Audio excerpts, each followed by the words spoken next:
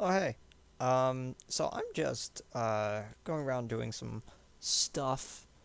I'm also mostly taking a break from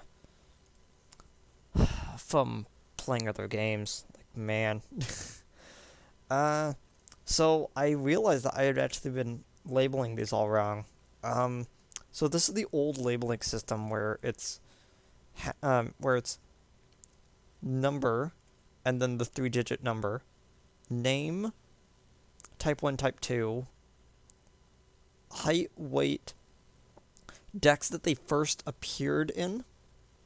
Oh, uh, decks that they first appeared in, and that number from that dex. So this number is actually the dex number of the game I'm currently doing. So that is the important part to remember. Um, the formatting is a little bit different now, where I put numbers on the type to kind of make them pop out a little bit. I forgot to do it on that one. Did I actually? Okay. Um, Let me just quickly pull up that one. Okay. Um, so yeah, height, weight, and I actually changed up a little bit. Um, the the one that's third one is egg group, and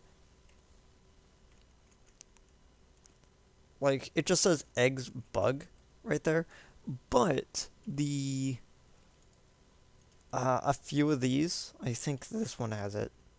Nope. Here we go. Um, if it just has if it has two, it goes 1/2. Just like that. Um, I'm I have exactly enough room to put the longest one and the second longest one with that. So I'm actually very thankful about that. But if I just don't have a second typing, I'll just go eggs.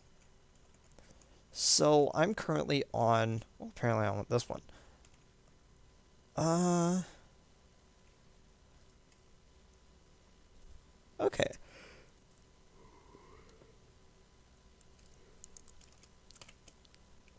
Height. Putting it in metric. Weight. 29.5 kilograms? Wait, so this thing is 3 foot tall and 65 pounds. That's insane. Like, I know how big they are, like, in the actual game, but that just feels insane to me. Is that the correct one? I believe it is, yes. So it's red, green, blue, yellow in that order.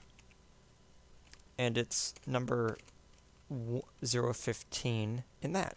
Okay, so I'm gonna just be doing all these as I talk about the thing I wanted to talk about. So normally I would bring this up when I have a like Pokemon topic to kind of discuss a little bit. This time's slightly different, not because I don't have a thing to really talk about, but mostly because I wanted to talk about something very niche, but something kind of interesting to me. Um, so recently, a person that I tangentially watch, Jaden, she put out a series of two videos. Like, the first one did so well that she decided to do a second one, and that is talking about her adventures in playing a type of Pokemon game. Now, I'm not just talking about like it's like a specific like version of Pokemon, but it is a way of playing the game, and that is doing a Nuzlocke challenge named after the person that originally did this instant kill run. So the idea is you can only catch one Pokemon per round, and if it faints, it's gone forever. You have to put it into your PC and either fully release it or just leave it in there in a box of sorry you're in a graveyard. And the whole idea behind it is to make the games incredibly hard. And when she was talking about her first time going through it, it was, like a lot of people played it for laughs of like, yeah, that's exactly what I expected. Like, sometimes you get really lucky, sometimes you don't. And she was like, she thought it was kind of interesting. The thing I wanted to talk about is something that's a lot less brought up about when talking about Nuzlocks. And the entire reason why Nuzlocks exist, which I think I kind of just passed over the reason why they're called Nuzlocks. The original Nuzlocke was like in like I think Ruby, like Generation 3, where uh one of his Pokemon he called, which was a Nuzleaf, he called him Locke. Locke, spelt with an E because it's supposed to be like the character from Lost, and that character was constantly drawn with John Locke's face, like because it's a comic, and it was such a popular part of that comic that it just automatically defaulted to to what the entire thing was called. Little history lesson for you if you didn't know.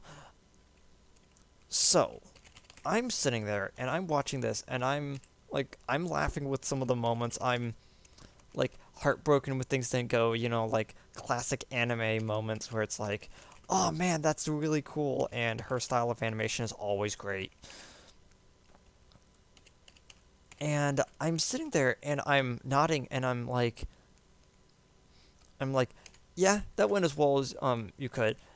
And then she kind of announced that she was going to put out a second one that she did. This one I can't remember if she live streamed or something. I think she mentioned it in the first video. I haven't seen it in a while. I need to go back and rewatch it. And the thing that she brings up, during the second one was interesting, but the game that she played is the more interesting part. She decided that she was going to play Platinum. And the second that I saw it was Platinum, my entire body tensed up. Now, you may disagree, and you have all the right to disagree with me. I believe that, I have talked about this a few times, I believe the difficulty in Pokemon comes from, being able to think on the fly when it comes to matchups, and being able to memorize the rock, paper, scissors format. There are a lot of times in which I throw a Pokemon out there, forget that a Pokemon knows a certain type of attack, the Pokemon takes a critical hit, and I suffer because of it. She kind of brings this up once in the second episode, not to really spoil anything, but there's a Pokemon, I was like, oh, I forgot that Pokemon has that move, and so a Pokemon that's 4 times weak to a move gets taken. And it's like, oh. And then it says crit, and it's like, yeah. Ow. So, it was like, that aspect of the game is really difficult. She's playing Platinum. Now, again, you may disagree, but Pokemon Platinum is not just one of, the hardest Pokemon game. Now, I know a lot of people disagree with me on this. A lot of people point to, for some reason, Black and White 2, and I don't know why. That one's a lot more simplistic than people kind of take it for. The part I really do like, and why, ROM hacks of, certain types of Pokemon where it's like, yeah, we made all the gym leaders competitively viable. We gave them all items and all that. It's like, if you really like that experience, 5 really might be the game for you, where it's just like, we're not We know the game's not really going to be difficult for you, but we are going to put in some things that you might not expect, things that you might be totally expecting, and then kind of what's the good way of saying it? You might be expecting one thing and then we swerve another way. Like that's what you go for Generation 5 for. Also, Generation 5 arguably has some of the best tracks in the series. I'm really passionate about Generation 4. Generation 3 and 4 had some of the best tracks. 5 just moved from the DS. Yeah. Was put onto Generation 4 was put onto the DS, and after a while they're like, "Oh, we can actually do a lot more with the sound chip." So they decided that they were going to start like putting some more musical stuff into it, which didn't really lead to anything in the long run. I just wanted to point that up because I know several people that would get upset if I didn't at once bring up the fact that Generation 5 has really good music. Kind of, I prefer 4. And she's going through 4, and she gets her starter, first Pokemon encounter, first attack that's thrown out, crit instantly kills the Pokemon. And I'm sitting there, and I instantly go, "Oh, it was like, if that's how your story's gonna start, yeah." So Platinum, notoriously, is a pretty hard game. Like, it's really hard for me to describe what I'm trying to bring out. But it's green blue. There are parts in the game in which it almost seems unfair. Like there are Pokemon encounters where it's like I'm gonna just throw out a Pokemon. It's like, okay, I'm gonna throw out my grass Pokemon to counter your water Pokemon. You forgot Gyarados has flamethrower. What? It's stuff like that where it's the game almost feels purposefully hard. Like and mean spirited almost.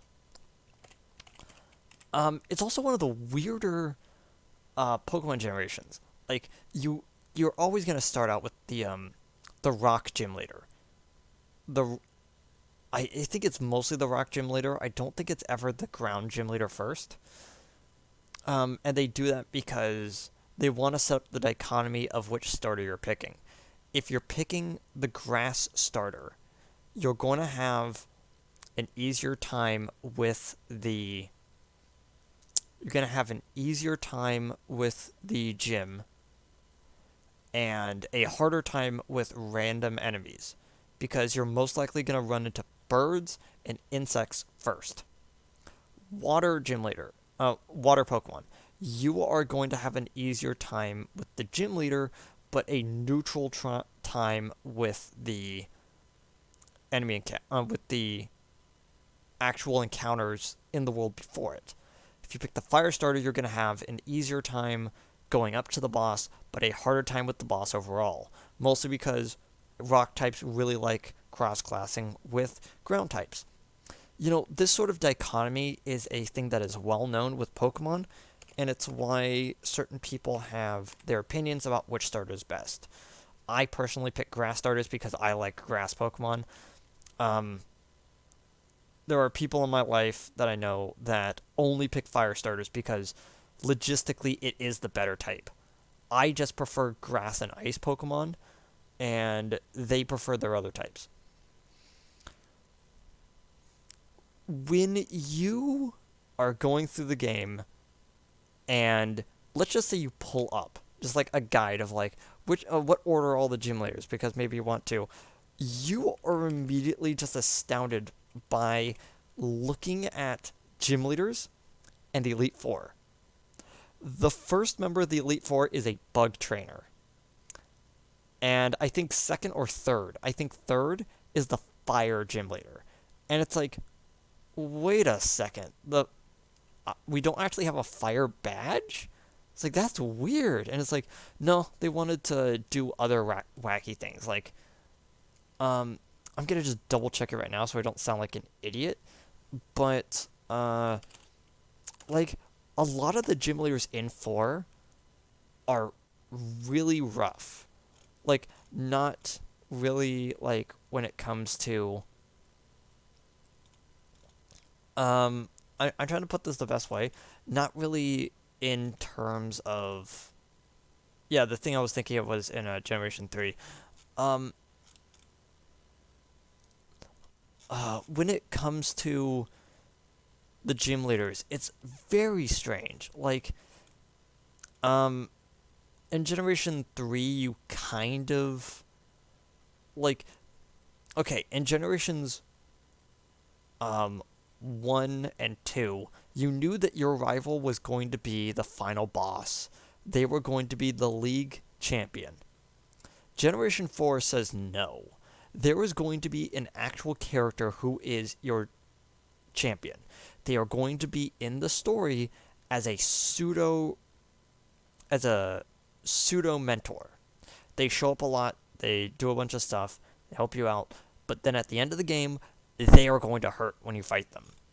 Yeah, so you're like, so the gyms are in this order: rock, grass, fighting, water, ghost, steel, ice, electric, and then the Elite Four is bug, ground, fire, psychic, and then you have Cynthia, the final boss of the game.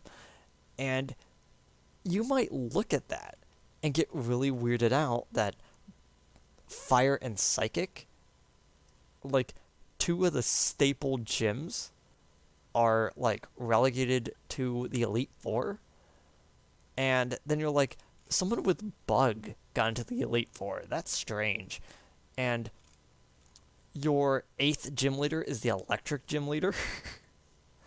And Volkner is probably one of my favorite, like, gym leaders, just personality wise.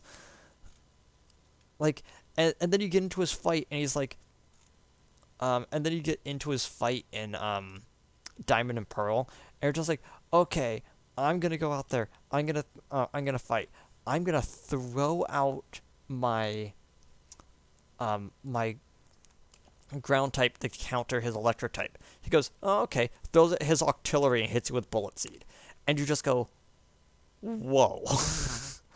Like, that's what I'm talking about, where it's like, in Platinum, they kind of make it so that all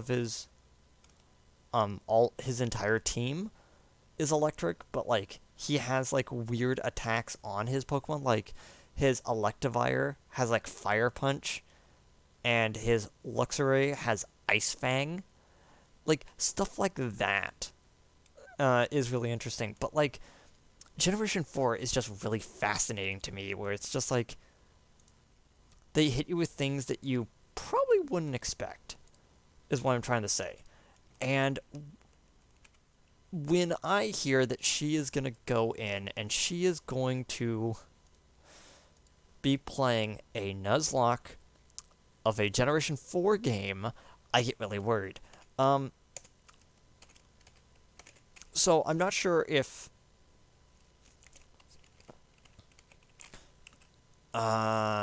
actually, yeah, I'll say it. So, one of the, so there's a person that I watch kind of passively because of the people that surround him, and I'm not gonna say his, not gonna say his name, because I am gonna be kind of making fun of him, but he does some Nuzlocke games, and when I saw that he was gonna be playing a ROM hack of Platinum, I got really worried about what's going to happen. And then the first thing that comes up is, yeah, we decided to make this game harder by giving all of the gym leaders competitively viable teams, fill out their roster, and give them all hold items. I just go, oh no. So you already had a hard game, and you decided that you were going to make it harder by giving them competitive, like, you were going to make them competitively viable. I mm, like it's really, I feel biased. Like, um, like I've mentioned this in my Pokemon stuff a little bit, but um, we only really finished one Pokemon game growing up before Generation 3. And Generation, because me and my sister would keep erasing each other's save files. Like, we had Pokemon Blue, because we kept erasing our game files, we got Pokemon Yellow.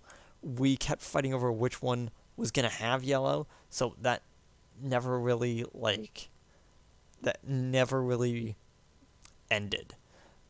We then got Silver, and at some point I played Crystal, and I got like halfway through the game on Crystal before I think I returned it to whoever I was borrowing, because I know we didn't buy it.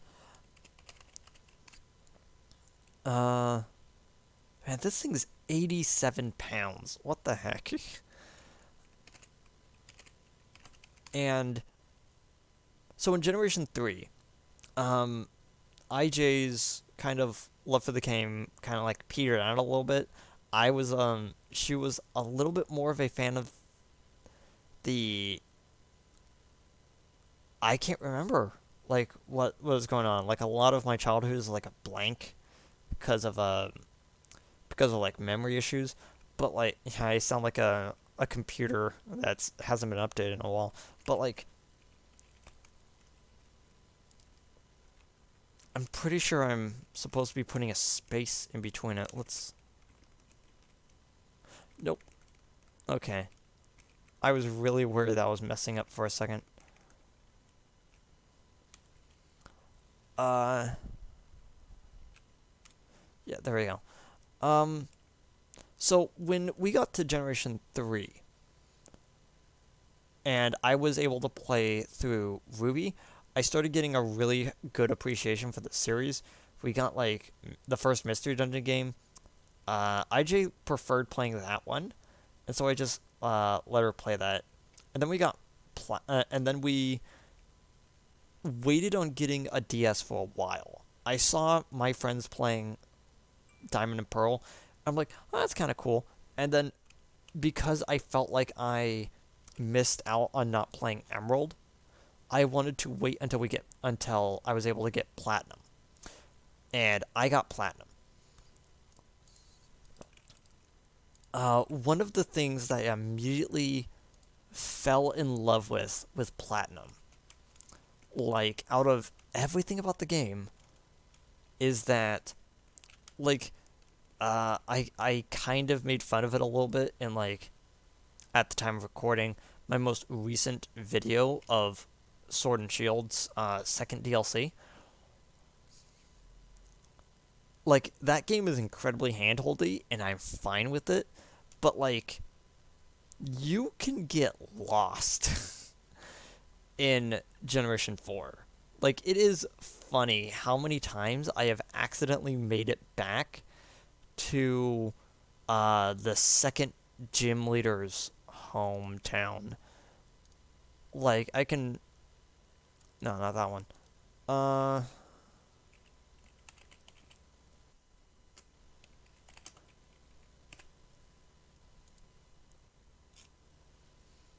Yeah, Eterna City. Like, I have oddly found myself back in Eterna City on accident several times. And it's kind of weird how it's like, how is it that I keep getting lost? Like, that's probably my own fault of being a stupid kid, but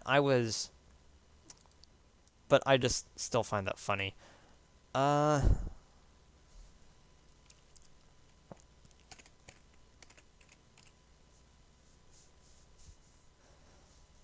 uh, oh, that would have been nice. Just like having one line for type. That might be really hard though, because I think, like, flying electric, like the two longest ones, I think, like, if you put them right next to each other, I think it, like, maxes out at, like, one left.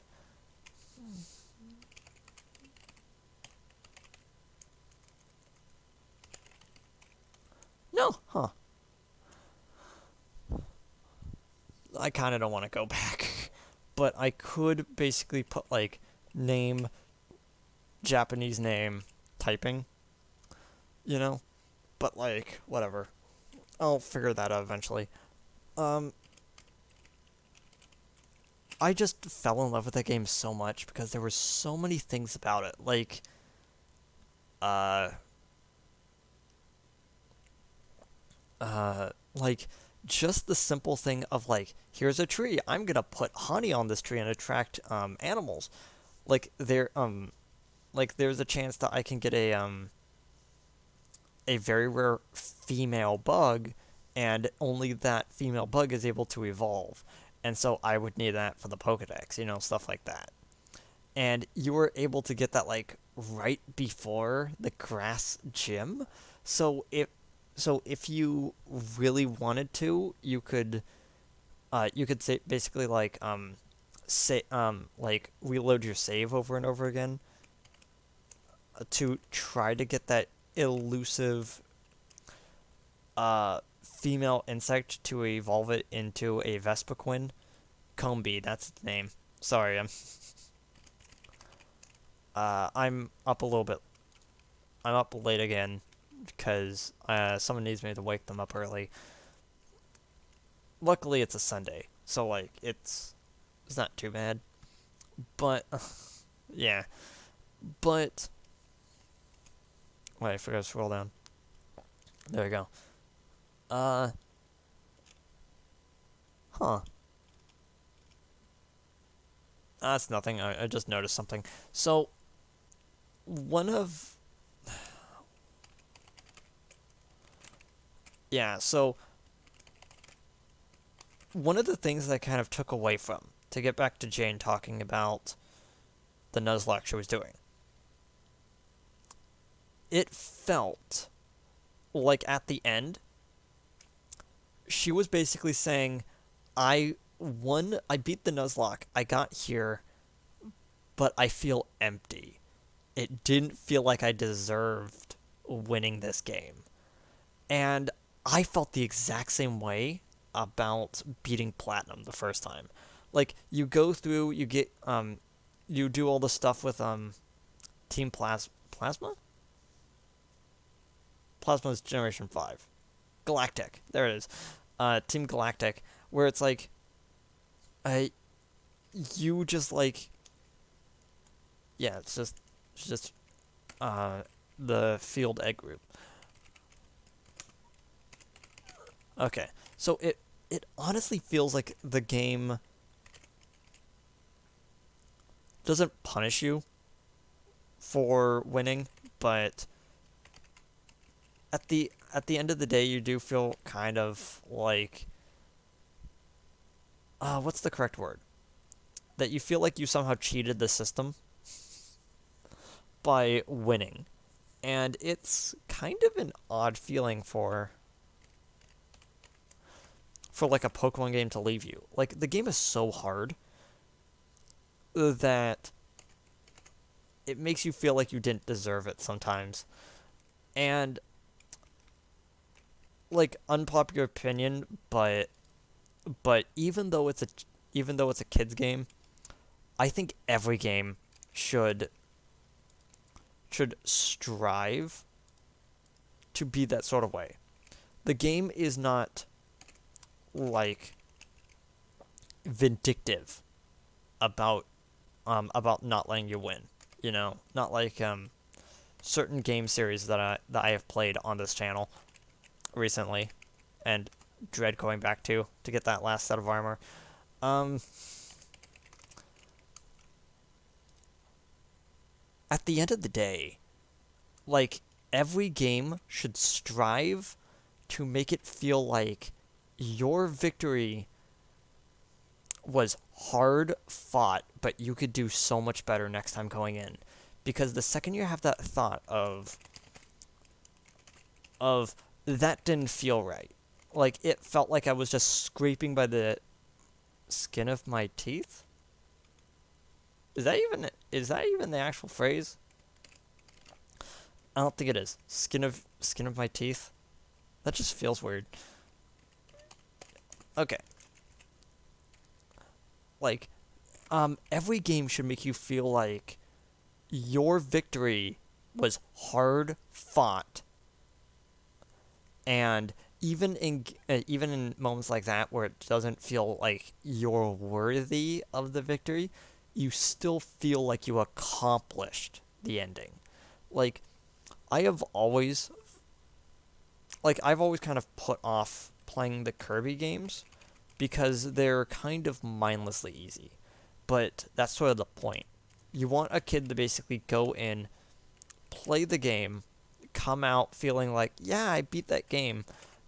But then there's a bunch of secret stuff that, like, if you really push the game, you could find it. And some of that secret stuff, incredibly difficult to find. Um, some of the more recent Kirby games were like this. The game may not be challenging, but it's hard to 100%. And that sort of feeling is what I feel like every game should be on a conceptual level, you know. Uh, I think that's good enough for now. I'm gonna just keep going down this. I'm like kind of using this as a form of meditation right now because I just finished.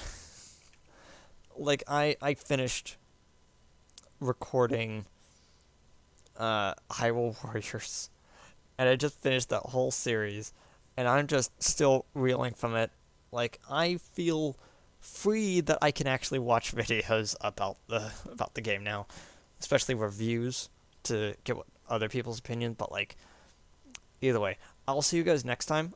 Let me know what you think and your impressions on either Jaden's Nuzlocke series or my thoughts on your opinions on my thoughts of Platinum. See you guys next time. Goodbye.